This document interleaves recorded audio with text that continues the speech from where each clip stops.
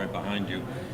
Does that keep you on edge or at edge, or is it get kind of wearying? No, it certainly pushes us, right? Like, yeah, we have to keep winning. We'd love to say, yeah, at 12-1, our division's wrapped up, but it's not even close. Right. We got two teams on our heels that are pushing us pretty hard, and we got to keep winning. And I'm sure they're just waiting for us to lose.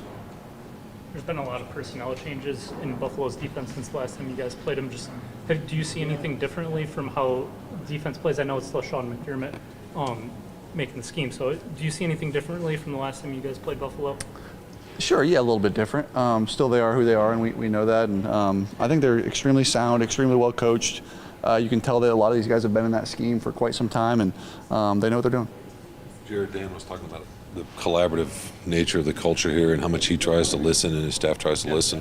What has that meant to you? And do you have any examples of Sure, that? I mean, that's one of the biggest things here that makes it so fun to play here and to be a part of this, winning culture we have is that they listen to us and they are collaborative. And we've talked at length about the stuff that Ben and I do and the work we do, but I know on defense there's guys over there that are constantly talking to AG and Shep and those guys and seeing what they can add or help with or ideas they have. And, I personally, I come up with a lot of ideas. They don't always get used, but sometimes they do, and those ones are fun, and it's a lot of fun to be a part of, I guess, the building process on offense. Jared, kind of closing in on the end of the season here, you're one of 4, 5, 6 people that's talked about as like having an MVP type season, being in that mix. I'm just wondering, what does that mean to you, like at this stage of your career, after all you've been through, to at least be in the conversation?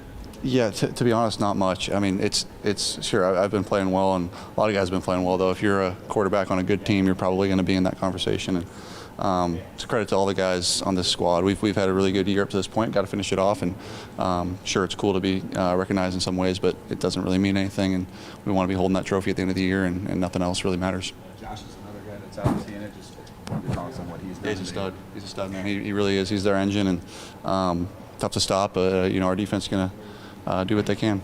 How much does a great offense put pressure on another great offense in a game? Yeah, like it this can. one? Sure, yeah. I mean, yeah, if they score a ton of points, we got to score a ton of points, and vice versa. If we score a ton of points, they got to score a ton of points. I think you see that game last week that they played in. The Rams scored 40-something, and they had to kind of try to play catch up at the end, and sure enough, they were able to, and almost made it close. But yeah, absolutely. Jared, a little something that's offbeat. We saw your head coach Dan Campbell have literally a lookalike contest.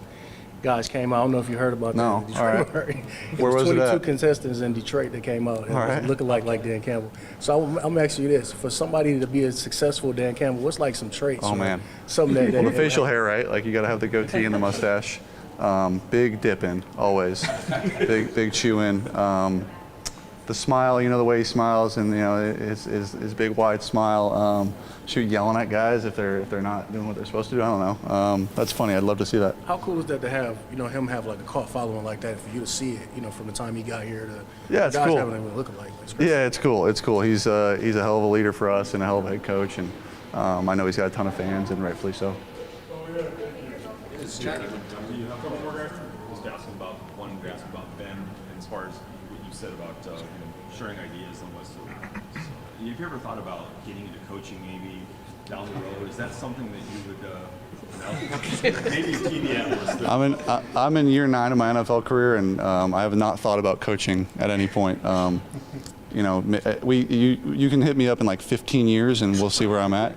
But no, right now I'm very happily playing, and I haven't thought about coaching. No, at all. I haven't. How much though is he expanding your, your appreciation of the offense and the complexity and all that? Have you locked any of that away as far as whether you might use it down the road and TV coaching or whatever? Sure, yeah. I think, I've been lucky to be around a lot of great offensive minds, and he's absolutely one of them. And he's certainly changed the way I see the game. And we very much see the game very similarly, but a lot of concepts that we do offensively that I hadn't done before, and then coming here and him teaching them to me and why they work versus this, that, or the other has certainly, changed the way I see certain things and changed my approach in a lot of ways. And the way he's pushed me, I can't ask for much more. Can that nuance give you an edge?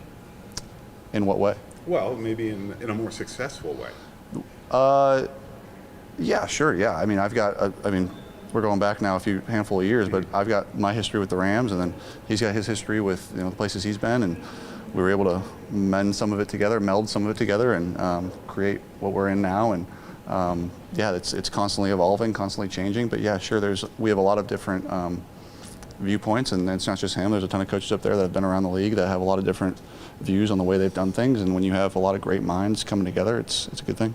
Jared, Scotty Montgomery was talking earlier today, and he said a lot of guys on this team, you and St. Brown, have what he calls a clutch gene, like those late game moments, and maybe that's partly why he's so confident going for it on fourth down.